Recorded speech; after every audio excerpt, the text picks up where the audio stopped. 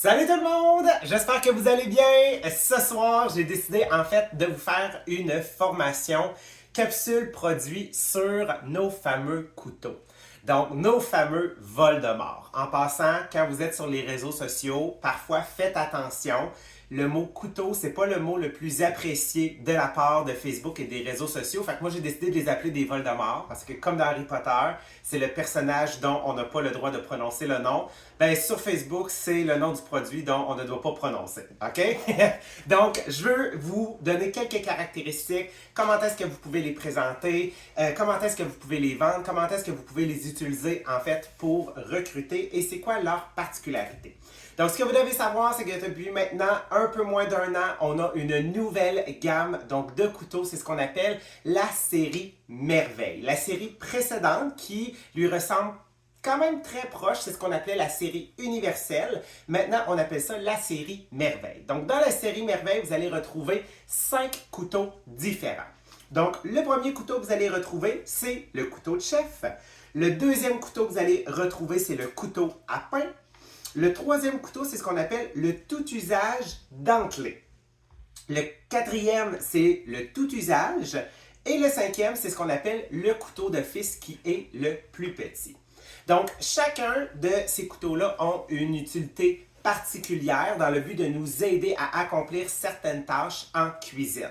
Voyez les couteaux comme étant des outils. Donc, si, exemple, tu t'en vas chez le dentiste ou tu t'en vas chez le médecin, il y a son stéthoscope, ils ont des outils pour faire leur travail. Bien, dans une cuisine, c'est le même principe. Si on n'a pas les bons outils, ça va être difficile d'accomplir les tâches. Donc, c'est vraiment dans le but de pouvoir faciliter. Et on le sait, la chose, en fait, qu'on doit avoir, c'est un couteau qui est coupant.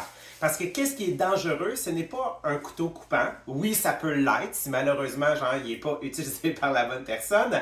Mais une des choses qu'il faut savoir, c'est qu'un couteau qui est mal affûté et mal aiguisé, c'est ça qui est dangereux. OK? Donc, en cuisine, parce que la lame, c'est là qu'il y a le plus danger, en fait, de faire un faux mouvement et de se couper.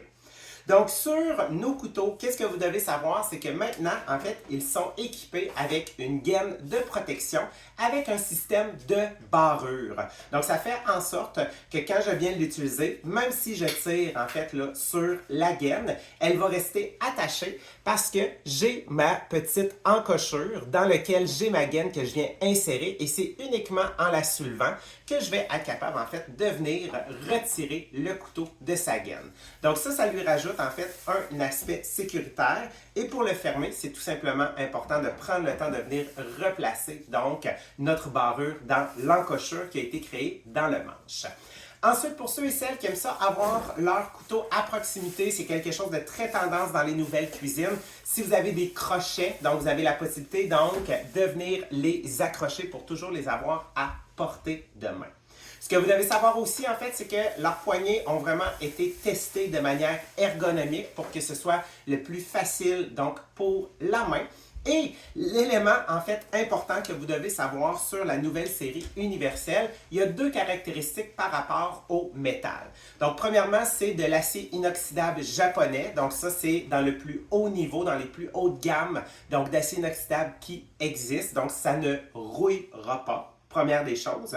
Deuxième des choses, en fait, ils ont retravaillé le métal. Il est maintenant, en fait, 70% plus résistant que la série précédente.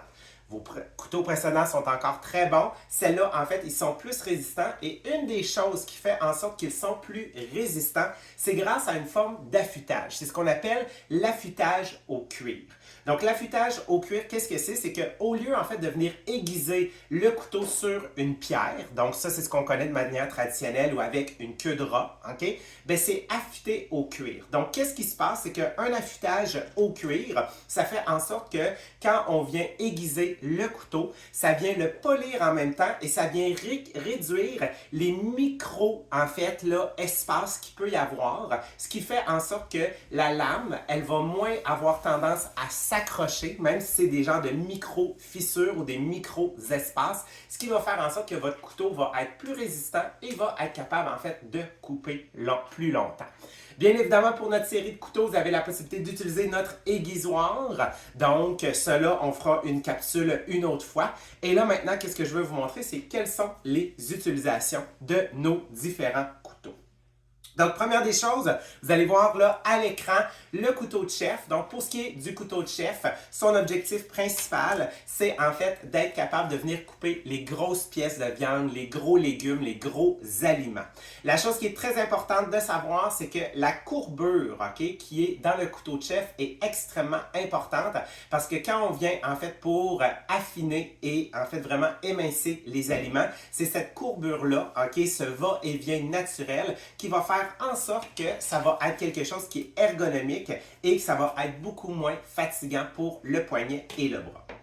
Vous avez donc le couteau à pain. Le couteau à pain, sa particularité, donc, c'est ses différentes vagues. Les différentes vagues sont vraiment intéressantes, la manière dont ils ont été conçus, parce que autant quand on va faire un mouvement de va et de vient, ça va permettre vraiment, en fait, de venir couper et trancher facilement, donc, les baguettes et les grandes miches de pain.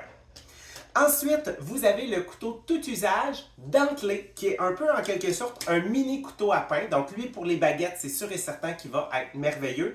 Mais lui, en fait, c'est pour tous les aliments qui ont en fait une fine, comment je pourrais dire, une couche mince, en fait, un peu comme la tomate, qui a vraiment une couche mince, donc la petite peau. Qu'est-ce qui va se passer, ok, surtout pour les tomates, c'est que le dentelé fait en sorte que la lame, elle est ultra mince, et au lieu de venir écraser la tomate, ça va vraiment nous permettre de faire des belles tranches droites sans avoir à écraser et à venir faire sortir tout le jus. Donc, ça va permettre à la tomate de garder davantage son aspect au lieu, en fait, de recracher l'entièreté de son jus parce qu'elle a été écrasée. Ensuite, vous avez le tout usage qui est probablement en fait le plus utilisé, donc le plus versatile de toute la collection. Donc celui-là, c'est vraiment en fait pour venir travailler, exemple, davantage les légumes avec plus, comment je pourrais dire, avec plus de précision. Donc on va souvent débuter les grandes tâches avec le couteau de chef et on va venir terminer avec le tout usage. Ou si, exemple, mettons, on a des poitrines de poulet un peu plus petites, des hautes cuisses, au lieu d'utiliser en fait le gros couteau de chef, ben, à ce moment-là, le tout usage va être davantage adapté. Et finalement, le dernier couteau de la série, c'est le couteau d'office. Donc ça, c'est le plus petit couteau qui existe dans notre collection. Donc lui va vraiment être pour travailler sur des petits aliments et être capable de venir faire des détails. Donc on va parler, exemple, de venir couper les petites fraises, de venir couper les champignons, les raisins, de venir faire l'ail. L'avantage de celui-là, c'est que contrairement à tous les autres couteaux, sa lame est beaucoup plus mince, ce qui fait en sorte que surtout pour des aliments, des légumes par exemple, comme les champignons qui sont fragiles, ça ne viendra pas les écraser et ça va vraiment nous permettre de venir travailler dans des plus petites sections, de venir faire des détails un peu plus précis en fait sur certains aliments. Donc, c'est vraiment une belle série à pouvoir présenter parce que, comme je dis, comment est-ce qu'on vend les couteaux, c'est vraiment en faisant le comparatif avec les outils. Donc, prenez les outils d'une personne en construction, les outils, en fait, un ordinateur pour un gars dans l'informatique. Il faut vraiment, en fait, faire comprendre aux gens que quand on a les bons outils, donc des bons couteaux, ça va faire en sorte que les tâches vont être beaucoup moins difficiles à réaliser en cuisine. Une des choses qui est le fun, c'est que quand vous calculez tout le prix de la collection de couteaux, on est en fait tout près d'un 114 $. Donc, une des manières que vous avez de pouvoir le présenter, c'est bien évidemment en faisant ressortir le 25% de rabais sur cette collection-là pour pouvoir aller chercher les 5 couteaux. Et une des choses qui est le fun, c'est qu'on va s'en venir vers le printemps, donc de pouvoir parler aux gens et de leur expliquer que ça peut être une belle collection de couteaux à avoir dans leur roulotte, leur VR ou leur chalet. Donc, ça va être le moment idéal pour pouvoir s'équiper. J'espère que maintenant vous en savez davantage sur les couteaux et que ça va vous permettre de bien les présenter. Sur ce, bye tout le monde!